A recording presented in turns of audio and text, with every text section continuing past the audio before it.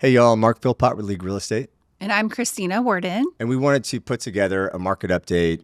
Every year we try to look through 3 or 4 different presentations, whether it be real estate research centers at Texas A&M on what the year looked like in the past and some market predictions for the future. And so we wanted to do something that was more client facing this year and give you guys some broad information for buyers and sellers on what the market may look like. We're going to do some national and local market data from 2024 and 2025, and then give you some perspective on what that could look like. Yeah, it's a great way to just take all of the information that we hear from economists and then really translate it for our clients so it's easy to understand and can really help with plans for their future year. Economists even say they're wrong half of the time, right? So this is our best interpretation and how we want to advise our clients moving forward. We'll touch on the national market and the local market, and we'll talk about inventory rates and what that looks like for this year to come. A few points before we get started. The housing industry is a really complex economic market. There's not a one size fits all. I mean, there could be a national narrative, there's a local narrative. There is a very subset of that when it comes to specific neighborhoods, specific price points. And so this is a 50,000 foot view, but there will always be more details at play. And so there's more questions to ask as we go. Yeah, and we have access to information from National Association of Realtors, local and national economists, and other sources, lenders. This all stems from our knowledge that we gain from those sources. We also take into account external factors, like we saw such a disruption with COVID that nobody saw coming. Some people like to call that a black swan. It's really rare, but when you see it, you know exactly what it is, and it's a disruptor. Some black swans that we could see coming down the road would be things having to do with the overall economy, maybe trade wars, maybe more inflation. There's so much that changes so quickly. It's kind of something you just keep in mind as an outlier. So as we jump into the national market, one of the biggest factors that we saw was inventory. And again, we'll talk both national market and local and how these two things are different. But on a national scale, we had the lowest home sales production since 1995. So you had almost 4 million in home sales last year, which was drastically down from something like 2020 to 2022, which is more like 6 million. I think that is what kept the home appreciation flat. Mm-hmm. It was steady. It didn't dip like crazy, but significantly, it was not the high increases that we saw from 2020 to 2022. Yeah, and I think that's a great point about volatility. I mean, over the past probably 3 or 4 years, you've had a lot of market volatility. Obviously, COVID, kind of economic, political disruptors in the market as well. And so this is kind of an important thing to note, looking back and moving forward. The market does not like volatility. You look at that in stocks, you look at it in any kind of economic system. Anytime there's volatility or a lot of movement, people hold back. So in the national market, you had a lot of buyers holding back. We don't know what's going to happen with rates. And same thing with sellers. So you had a little bit of gridlock, which I think is why you had such a low inventory of sales. Yeah, and buyers just sitting on the sideline, just not knowing what to expect. They're just going to hold and wait and see what happens at the end of the year, or see how things start to calm down. Mm-hmm. That also ended up having an effect on inventory. So we were high. We were about 30% higher in inventory this year than we were last year. And then you also had a lot of that rate volatility from 5 to 8%. So all of that really kind of put the market nationally in this sort of just pause. And I think you end up seeing that in relation to that we really didn't see a lot of home appreciation over the last year as well. Okay, so all that put together really changed our market from a seller's market to officially a buyer's market. Mm-hmm. And a lot goes into those phrases and what that means. But ultimately, the power shifted from the hand of the sellers to a little bit more power for negotiation for the buyers. Mm-hmm. Do you think that translated the same way locally versus nationally? Yeah, that's a great point. And I think that's probably the biggest distinction within this is that, yes, we did have those factors on the national market making it a buyer's market. And you saw that in some sense for the DFW market, but you also saw it hold up a lot better as well. So, for example, rates nationally are the same as rates locally. So you still had a lot of that volatility. Inventory in the DFW market was higher, but you also had a large increase in population continually coming in the DFW area. So even as we're filming this, I think toward the end of 2024, they reported that Fort Worth has now overtaken Austin as far as population. So when you think about increased buyer pool moving into the city, that starts being an anchor, I think, for home values. So while you saw something like between 5 to 10% reduction of home values nationally, at least in some of the more aggressive commentaries, you saw maybe a 3% reduction in the Dallas and Fort Worth market. Yeah, in some areas, none. Some areas are such a hot pocket Yep. that home prices really haven't moved that much.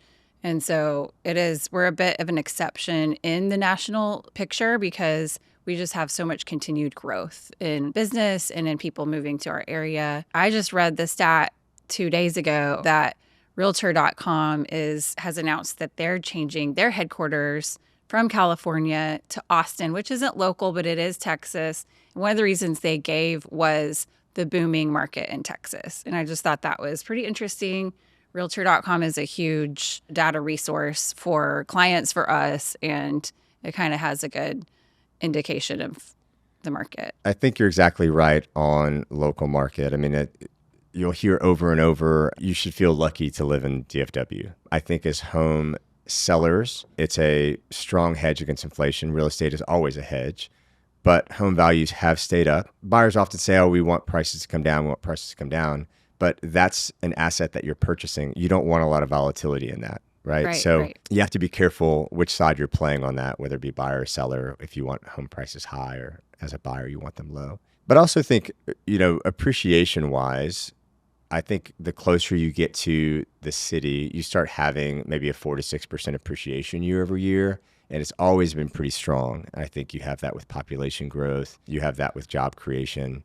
And so while that was, less than the 4 to 5%, it was maybe more like 2 to 3% year over year. It's still a strong indication that if last year, again, nationally was historically low, the local market was tremendously strong. I think we were like the third or fourth market in the nation for home sales and property values. Yeah, and that's so reassuring for property owners because you're always worried about the purchase price being fair so that when you go down the road to sell, you know that you're going to come out on top. Yeah. And that's just such a reassurance that we have such a strong market that that's possible to do. Yeah, totally agree. So what do we see this coming year when it comes to price appreciation for buyers and sellers to kind of expect on that front? So I think the elephant in the room when it comes to market predictions for 2025 is interest rates.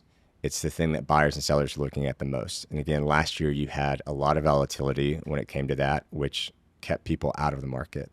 I think this next year, while you aren't going to see as many rate reductions as people thought, and I think it's going to be from this 6 to 7, I don't think we're going to see the 5s this next year. You're going to see a lot more stability in the market. And I think when there's stability in the market, you have a lot more buyers and sellers entering the market, which is good for everybody. I think we'll continue to have a good inventory, but I think the people who have been sitting on the fence saying, okay, we're going to sell when rates go down and find something else, I think they're just starting to realize, look, rates are going to be what they are. They're going to be in the 6s and the 7s. Yeah, and historically, normal is 7.25. Fannie Mae is predicting this year to be 6.5. So between 6 and 7 is considered normal historically. We weren't used to that with the 3s and 4s, but we're not likely to see those again. Buyers will be a little more comfortable with that moving forward. And, I think there's opportunity there because when rates go down so quickly, that draws all these buyers out of the woodwork and everybody's ready to jump. And we get another scenario like we saw in 2021 where people are having to pay over list price, disregard the appraisal amount, and so on. And that was just really tough on clients. So the stability, I think, is key and really the way that people can be successful in navigating this market. If we can get a little more market stabilization, which we are, I think it creates a better expectation for both sides of the market. For sure. And so people know what they're aiming at. It's not a moving target. And so then you're able to assess property values better. And, even this last year, like you said earlier, when you have certain pockets in certain houses, even though inventory is high nationally and, it's not a seller's market, you'll still have multiple offers on properties. We had some last year where they were over asking, and if you're on the seller side, they're like, "Oh, I thought this was a buyer's market." Well, overall it is, but certain houses and certain markets are still strong. So I think that's a big thing to consider here too, is that we'll see market stabilization. It'll be a good market for buyers and sellers, but there's still some nuance to this. And depending on the price point of the house and where it is in the city, you'll have a little bit different perspective on that. So if we've looked at 2024 nationally and locally, and we've talked a little bit about what we think the market's going to do in 2025, and the idea of having a little bit more rate stabilization. We continue to have population growth here in DFW. What would you say for buyers as they think back to 2024 being a buyer's market, stepping into 2025? Is there anything a buyer specifically needs to take into consideration? Yeah, I think there's a lot of opportunity for buyers. There's more available homes to look at. You have a better chance of finding the exact right fit and not just jumping at something because it happened to be on right then when you needed. As for negotiation power, we have a little more leeway with what the seller is willing to provide, what concessions they're willing to make. And really, sellers are grateful to work something out and get something to the closing line for buyers. And that's just a better place to be. As for sellers, the average days on market for 2024 was 90, which is a little higher than it was during 2021.